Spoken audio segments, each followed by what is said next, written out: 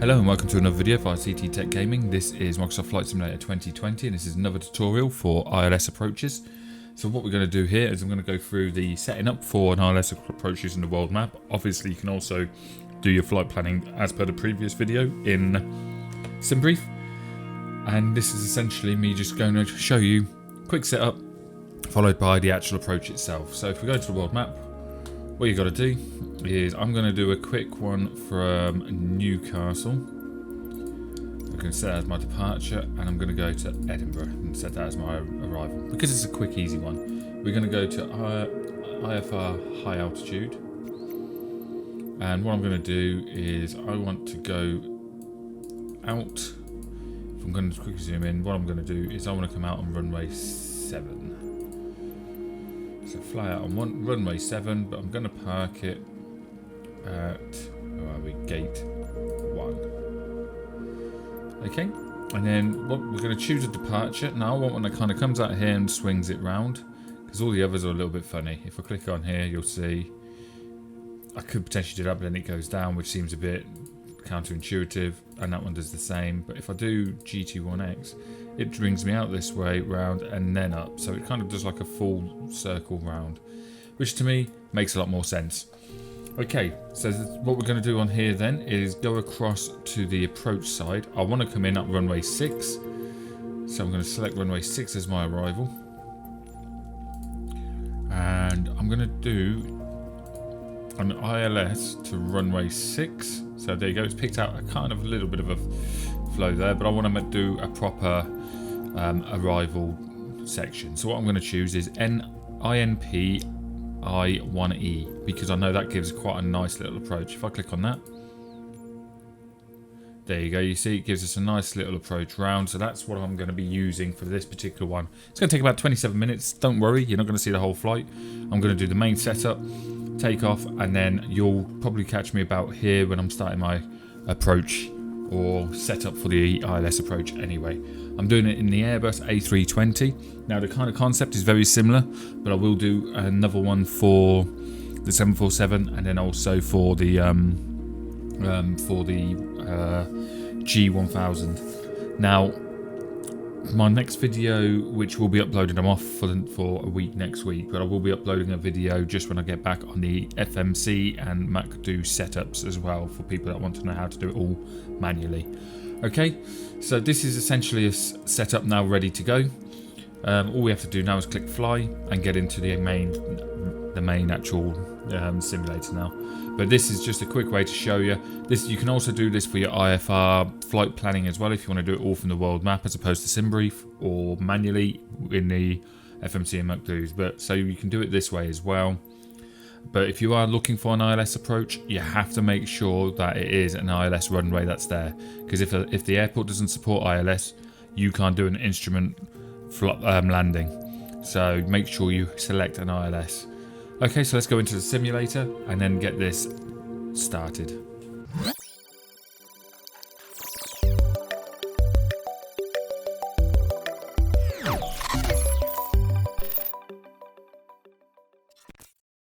Okay, so we're now just set at the gate at Newcastle, which is, as you can see, we're in our Airbus A320.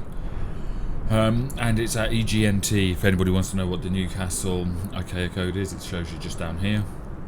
So what I'm going to do is get into the flight, and we're going to have a little look and get at the MCDU and just get the final bits sorted.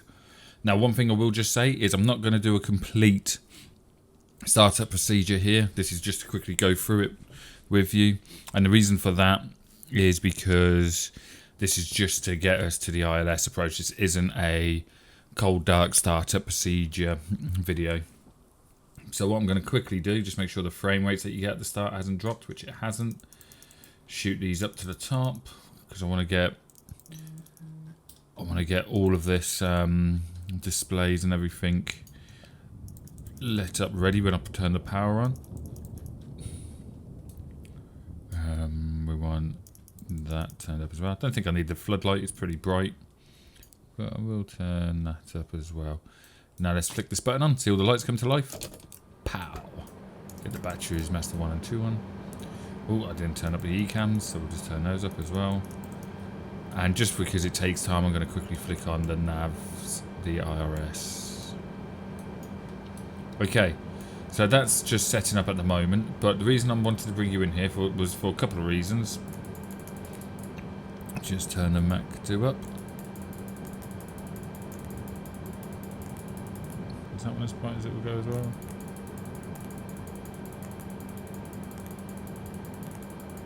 There we go. Okay, so I wanted to quickly show you lot. If I go to planning mode and move it to 20 and go into the flight plan, you can see it's set up my approach and everything already. So we've got our departure and approach already set up, and if we go to the plan mode, even though the IRS isn't aligned, we can actually check the plan, and you can see it's got my swinging round, going up, and then there's my approach coming in, turn number 6 ILS. So the main things that we're going to need on here is, although when you set it up, it still doesn't give you all of the performance stuff. So you still need to put this stuff in here. So I'm doing flaps 1, I'm going to do a 0.1 up on that because I'm not going to calculate it fully. If we go to the unit page, my cost index is going to be 35. And I'm not going to bother with the alternative route for this one because it's not going to be important. Now, again, I still don't think this page has been fully set up because I don't think these really switched, so don't worry about that. But what you want to do, the one I'm showing it you now, because obviously when you're in the flight, sometimes it gets a bit quick and that.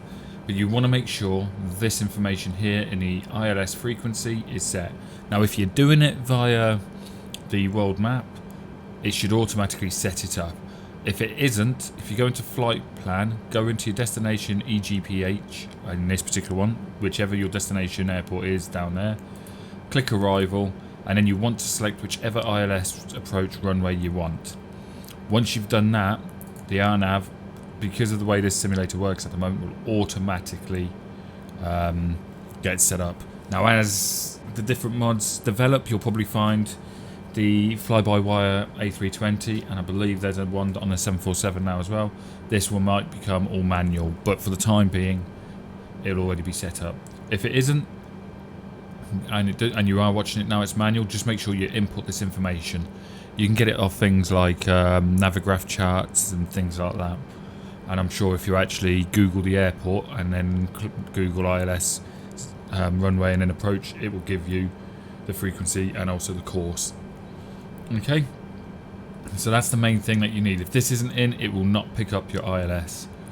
The other bit you will also need to do is on your phases. You will do this as you're approaching because you'll get it from the ATC and from general wind direction, stuff like that. You need to fill in this page here for the approach.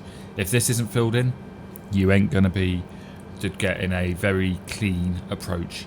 Now, it's up to you if you use MDA or DH. MDA is probably the more common, or what I commonly use. In regards, again, this information you get off the charts. What I'll do is I'll flick a image of the chart up for you now so you can have a look at that, and an example for the airport we're flying to. Okay, so what you've got in front of you now is essentially a chart showing Edinburgh Airport, and I've chosen the one which is for the ILS DME runway 6, which it says in the top right corner. Now, this is a similar kind of chart to what the real-world pilots would be able to get access to be able to work out the actual approaches, glide slopes, and all the information to set up. Now, at the bottom box, you can see it has Cat 3, Cat 3A, Cat 2, and Cat 1. Now, underneath those, you've got essentially a load of numbers. The DA with the H in brackets is your altitude or height. So basically the MDA would be your DA number, which on Cat 1 would be 310, and the DH number would be the one in the brackets, which is 200. Now if you're doing Cat 2, it'd be 210 and then 100 for the direct height. And if it was Cat 3, you don't have a decision height, you have, or decision altitude, sorry, you have a decision height, which is 50. That's what the D stands for, is decision, the A stands for altitude, and the H stands for height. So because Cat 3 is at the last minute, you have a decision height, because it's when you get to 50 is when you decide if you're actually going to land or fly around. And then on Cat 1, for instance, when the plane wouldn't actually land itself, it's at around 310 or If you're doing it by height, it's 200, and then that is when you would essentially make your decision. Okay, it also shows you, if you look inside, you've got the big 061, which is in the which is in the center, just to the left hand side. That is the runway course. But you will also find, if you look at the top left, you've got a couple of boxes, and it says lock, which is your 108.9, which is what should be the same. That's in your rad nav box, which is that one which had the ILS frequency in it. And next to it also has the course, which is 61 degrees, which makes the same there. So this is essentially just an idea of the charts that you'd look at and where you can get some information on it. Now this I've got from Navigraph, but you can potentially take it from, there are free versions available as well, so you can use them as well if you want to. Okay, but once you've got these filled in on the approach and stuff, it will then start to pick it up. Now the important thing is you always want your flight directors on. If you click on the, take that off, planning, it probably won't show up here because this one's not set up yet, but this is the button you need to make sure is pressed when you're starting your descent. What this does is it turns on the ILS info, and what will happen in this corner here, when you pick up the ILS, it will come up in pink writing or magenta right in here, and you'll also start to see diamonds. This is for your localizer and this is for your glide slope, to show you how your approach is. When the diamonds start moving is when you start pressing the localizer and across the approach button. But you'll see that when I'm in flight to give you a bit of an idea. You'll also get your ILS information up here when you've actually picking up the localizer as well. So you just need to make sure that information's done. Right, I'm going to get this all set up and flying now, and then when you come back we will be starting our approach procedures. Okay, so I'll see you in a minute. Okay, so we're essentially not too far away from INPIP or INPIP, which is where we're going to start sorting out our approach phase. We should start getting instrument information from them. I've changed the essentially a few of the things, so I'm not doing a high altitude, only because I looked at the distance and I thought it's never going to get us to our high altitude before we start a descent, and we've got more chance with the way the ATC works in the game. If you're using the ATC, it will then give you some real, make you almost overshoot the runway. So what I've done is chose a low approach for this one, or a low IFR. I changed it to. And one thing to just take into note is, if you want to work out like distancing and stuff like that, you can use your 3 times table. Just FYI. It's asking me to do that, but if I click on constraints, that is 6,000, so I'm going to ignore it. It will keep telling me, but I'm just going to ignore it anyway. Because by the time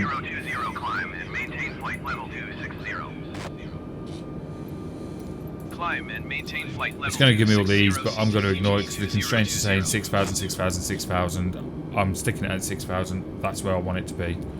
So anyway, so 3 times table is good for working out glide slope essentially. But if you're saying you're 3,000 feet and times that by 3, and then it will tell you what nautical miles you need to start your descent to keep a 3-degree angle and things like that. So it's a good way to essentially work out where you need to be in regards to when you should be starting your approach.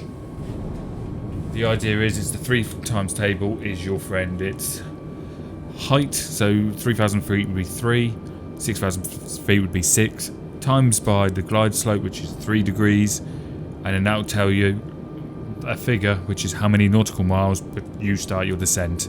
Okay, now essentially what you want to be doing is around 10 nautical miles. Just turn it off.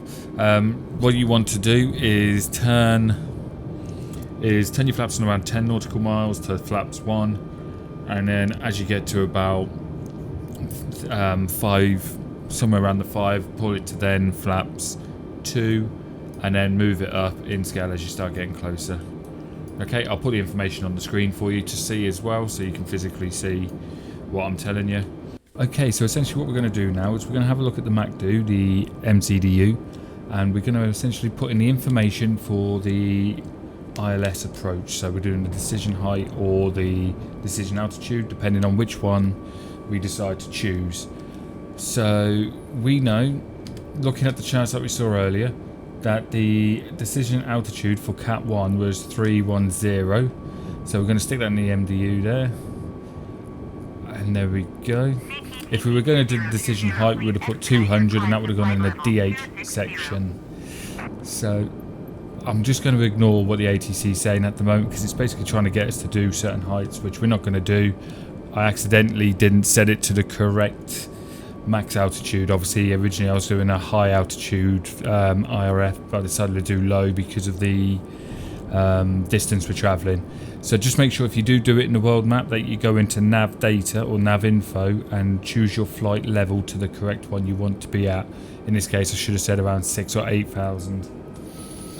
If we went on to Cat 3, what we do is change the decision altitude. We wouldn't have anything, so we wouldn't put anything in there, but we would put in the decision height, the DH 50. So what I might do is I might actually do a Cat 3 landing just to show you. So what I'll do is in the decision height, I'm going to put in the 50. So 50 here, put that in there and see. I don't know if it lets me clear it out, which it doesn't. No, so it doesn't seem to let me delete out the MDA once you put it in. I'm pretty sure normally when you press clear and you click on one, it would automatically delete it, but for some reason it's possibly just not set up yet on the MCDU on this particular one. So I'm just trying different ways to see if I can get it to clear, which I can't. It did have 3 dashes, so maybe try the 3 dashes. I don't know if that's going to work. And 1, 2, 3. No. So what I've done is I've just set it to 0, because we don't need to worry about that. Essentially, we just want the decision height. So I might set it to the same, I might put it to 0, I don't know yet. I'll let you know what I decide as we go around the flight. But essentially, realistically, you want to just choose which cat level you're going in at to begin with. The difference being is Cat 1 is when you get to a certain altitude, you would then turn off the autopilot on your approach and do the final approach with manually. Cat 2 is similar, but you generally gets you a little bit further to it, and Cat 3 is a full landing approach. So what you want to do in Cat 3, it will land the whole plane for you, but if you're using Cat 1 or 2, you basically want to take the autopilot off as you're getting close to the runway, and then when you get to 50 you flare and land. But you'll see as we get closer, I'll explain it to you. Okay, see, it's now it's picking it up and it sends to descend to flight level 4,000. So what I'm going to do, descend and maintain 4,000 feet CTTG 2020. Select that, and it should now. Sometimes you have to pull back on that to make it so it does it again. If we click on the perf page, it's showing it's now selecting the descent as standard. And there you go. Click on the LS for the ILS data, and you can see it's picked up ILS GS Cat 3 runway 06, and it's giving you the ILS information down the bottom here. So I'm 18.1 nautical miles out as well, so it gives you all the information you need to be able to see it, which is always good. And that's now telling you that it is picking up the localizer. So we're not far now from doing our landing. And once we've done that, we'll be ready and we will be sorted. What I have done, if we go across something, I've changed it from going through MDA to a decision height, because I've decided to give it a go at a Cat 3 landing and see how well it picks this up. You can now see it's got an arrow here. As soon as that turns into a diamond, that will be when we hit the localizer button, and as soon as you see a diamond here is when we'd click the approach. CTTG 2020, you are 18 miles southwest of Edinburgh. Contact Edinburgh Tower on 118.7. Here we go, sends to contact the tower. The tower will give us the rest of the information to fill in on this page here. So if I click on Tower on 118.7 tune into the CTTG tower, 2020. and then contact the tower. Edinburgh Tower CTTG 2020. Their tennis is 29901. If you know, wind is 275.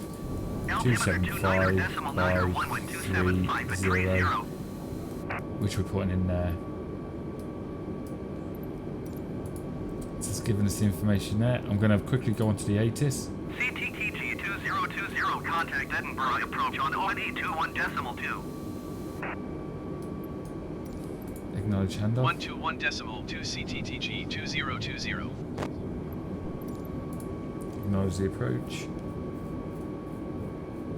Okay, so we've done the approach. It didn't give me a chance to get part of the ATIS, but we can look down here and see the temperature is roughly around 6. So I'm going to guess it's going to be about 6 degrees. It'll be there or thereabouts, which will be fine. Now what I'm going to do is we're getting pretty close now, so I am going to put flaps 1 on. I'm now going to put it to manage speed, because it will automatically manage the speed accordingly to the flaps level we're on. And you can see it's dropping it again, which means we can then put on flaps 2, but I'm not going to do that quite yet. I'm going to keep us going at flaps 1 for the time being. Although it is trying to pull us down quite a lot, so I might cancel that and keep us at around 190 for the time being. Once this diamond moves across, which it should start to do now, there you go, you can see it's moving. I can click Localizer, and what that's going to do now is level that diamond up with this yellow bar, and then when that's basically saying we're lined up with the runway at that point. You see the ILS one approaches there as well for the glide slope. So I'm now going to click the glide slope, and you see now we're trying to descend to keep that diamond there, and that's going to try and be kept there. So it's now trying to line us up perfectly with the runway and keep us there in line the whole way.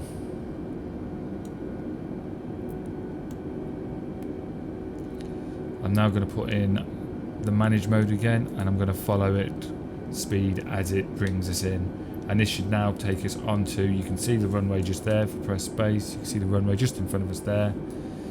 As the speed drops there, I can now go on to the next stage flaps. These little yellow equal signs here is the maximum speed you could be going for the next flap level. So we're currently at flaps 2.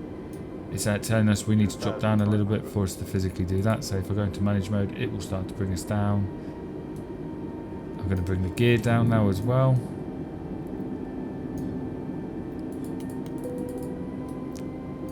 Okay, you can see it's bringing us down in the flight scope, in on there as well. We're now below that level, so I can bring that down. When that goes down below the other level, I'm going to put it to full flaps. One thing I do need to do is activate approach phase. It should have done it anyway, but I'm just going to click it just in case. And there we go, we're on maximum flaps now. Maximum flaps, and as you can see we're now level with the actual runway.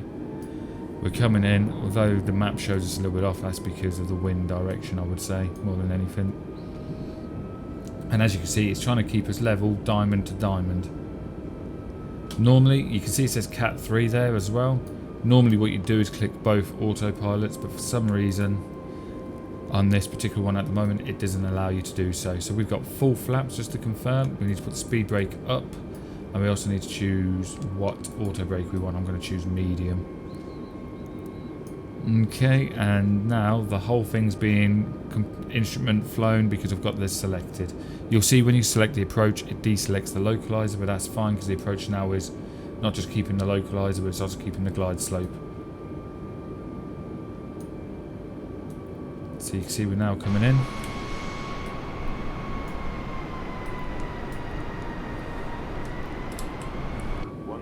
Take a quick print screen there just so I can put it as the thumbnail because I make a good one. And if you look at the actual line, you can see it's 2 white and 2 red, which means we're dead on where we need to be.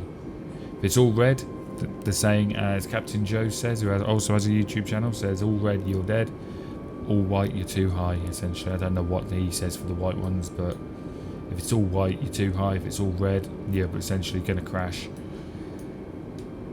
So it says land and inhibit there, so it's telling me that there's possibly something that's going to stop it from landing, so I am going to get ready to take over just in case.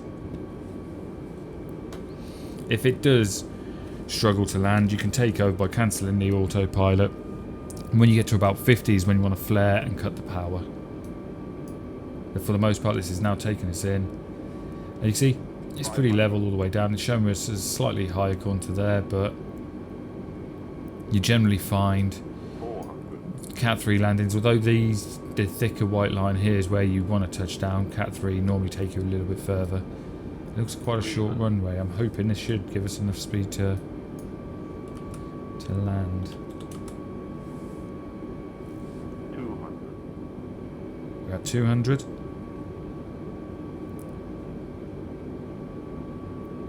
180. 100. 100. 60, 50, 40, 30, 20. Cut the power. Retard 5. There we go. We're now down. Flared a bit. Got that. Put the reversers on. If you look, the reverse is now on.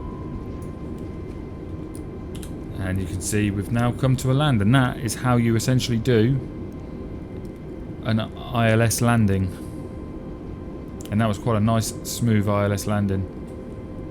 Normally by now, if you've selected a gate in the world map of where you wanted to go to, it would now be directing me off. But because I haven't, I'm having a quick look on the ground services to see if it lets me. But I don't think it does. I'm pretty sure it won't. I will just have to go to a random gate. So that's what I'm going to do. I'm just going to turn off, go to a random gate. But essentially, this is how you do an ILS landing. So whether you're doing Cat 1, 2 or 3, the only thing that matters is you put in decision height only on a Cat 3 landing. Whereas on Cat 1 or 2, you can put the decision altitude, the MDA, or the decision height. Now, if you don't have a Navigraph account, you can use, there's a lot of free alternatives online as well. I'll just use Navigraph because it's the closest to real world kind of charts. But like I say, you choose whichever one's easiest for yourself. If you don't have that information or you can't find it, don't worry too much about it. As long as you have the altimeter setting in there when you get it from the approach, as long as you get the wind and the wind direction, and also you put in the temperature, you should still be able to make it land relatively smoothly. It's just if you have the decision height or MDA in it, decision altitude, it will do it a lot smoother. Okay, but randomly there's cars just sitting in the middle of the taxiway, but we'll ignore them for now. But yeah, so I hope you've enjoyed the video anyway, and I hope it's been useful for you. If it has, please hit a like button and put a comment on if there's anything you want to see me do, or if you have need any information on what you've seen today. I've been CT Tech Gaming.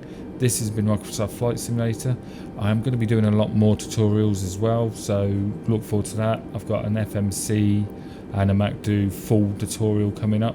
I am off this week, so it won't be until next weekend.